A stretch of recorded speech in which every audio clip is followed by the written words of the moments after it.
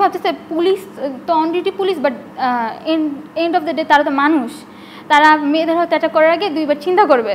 তো খুব এটা সার্কাজম হয়ে গেছে যে এটা তারা তো চিন্তা করে নাই, তারা র্যান্ডমভাবে রাবার বুলেট মারা শুরু করে। অ্যান্ড আমি দেখলাম যে আমার দুই পা লিটারেলি অবশ, মানে রাবার বুলেট আমি খাইছি অতটুকু আমি বুঝতে পারছি। এরপরে আমি জাস্ট বুঝতেছি আমাকে কেউ টানতেছে, হিচায় নিয়ে যাচ্ছে।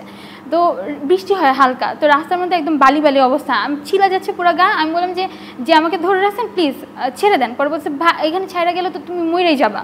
পরে বললাম ভাই আমি সেটা ম্যানেজ করবো। তারপরে কোনোভাবে ক্যাম্পাসের ভিতরে ঢুকি, আর যেভাবে পারে এক এক দিকে পালানো শুরু করে।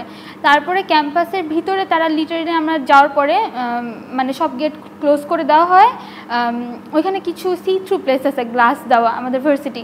তো আমরা আমাদের বলছে এখানেও আসবো না, আমাদের ক্যান্টিনটা হচ্ছে আন্ডারগ্রাউন্ড। তো আমাদের বলছে ওইখানে থাকো তোমরা, এটা সেফ, এটা তো বাইরের মানুষের জানার কথা না, তো এখানে তোমরা থাকো আপাতত, এখানে শেল্টার নাও। তো আমি হচ্ছে একটু উঠে গিয়ে ওয়াশরুমে যাবো বলে উপরের দিকে যাওয়ার পর আমি দেখি তারা একদম তাক করে রাখছে যে গ্লাস দিয়েও কাউকে যদি দেখে তারা শ্যুট করবে।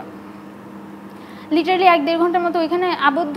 এবং আমি হচ্ছে একটা জার্নালিস্ট ভাইয়ের সাথে কমিউনিকেশনে ছিলাম পুরা টাইম। তো উনি বলছে আমাদের এখানে তো ছেড়ে দিচ্ছে, তোমরা কখন আসবে? আমি কি ভাই আমরা তো এখন আটকানো, আমাদের এখানে তো ছাড়া নেই। পরে আবার বের হলাম, বের হওয়ার পরে তখন মনে হচ্ছে যে পুলিশ পাইলে এখন আমি হচ্ছে পুলিশটা মেরে ফেলবো, তারপরে যা হয় দেখা যাবে। মানে এমন অবস্থা, বিভৎস অবস্থা, এক একটা মানুষ ইনজিউর্ড। একটা ভাইয়া আমি চিনি না, সে হচ্ছে গিয়ে বেশ লম্বা চূড়া, তো তার টি শার্ট খোলা ছিল তখন। আমি মনে হয় না যে তার ফেস থেকে শুরু করে তার কোমর পর্যন্ত কোনো জায়গা আমি রাবার বুলেট দেখি নাই। তাকে কেউ মানে 3-4 জন মিলে ধরে নিয়ে যাচ্ছিল। ওই সময় আমরা পুরো একদম মানে যে তোমরা কি করবা, গুলি করবা করো, আসো। আমরা একদম আগায় যাই যে গুলি করবা তো ডু ইট, করো, আমরা তারপর বের হবো। তারপরে বিকালের দিকে হচ্ছে আমরা এখান থেকে যাইতে পারি। 5 তারিখে তো আমাদের যেটা বললাম আফতাবনগর হচ্ছে সবার লাস্টের দিকে মনে হয় আমরা, মানে লাস্টে না সরি, যাত্রাবাড়ির আগে যেটা লাস্ট জোন ছিল ওটা আফতাবনগর আর কি, যারা হচ্ছে ওখানে স্যারেন্ডার করে যখন আইন শৃঙ্খলা বাহিনী। তো এরপর হচ্ছে গণভবনের দিকে যাওয়ার পর আমার কথা হচ্ছে মানে দেখতেছি আর কি একদম ওইখানের এক দফা শেষ আর কি সব কিছু। তো এরপরে ওইখান থেকে আসার পরে সন্ধ্যা হয়ে যায়, মানে কোনো ট্রান্সপোর্ট তো পাই নাই। হাঁটতে হাঁটতে গণভবন থেকে লিটারেলি হাতির ঝিল পর্যন্ত আসছি। ওই দিন সবচেয়ে ভালো লাগছে যেটা যখন আমরা বের হই আর কি, রওনা দেই, যে হয়তো আমাদের প্ল্যান ছিল আগে শহীদ মিনার যাওয়ার আর কি।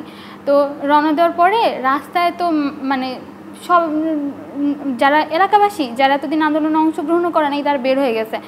আর সবচেয়ে মানে অ্যাচিভমেন্ট যখন মনে হয়েছে যে খুব বৃদ্ধ, হয়তো 70-80 বছর বয়স, 60-65 বছর বয়স, যারা অ্যাকচুয়ালি মানে কি বলবো যে যুদ্ধের সময় ছিল, যারা যুদ্ধে অংশগ্রহণ করছে, ওইরকম মানুষজন বলতেছে যে তোমরা কিছু একটা কইরা দেখাইছো, প্রাউড অফ ইউ।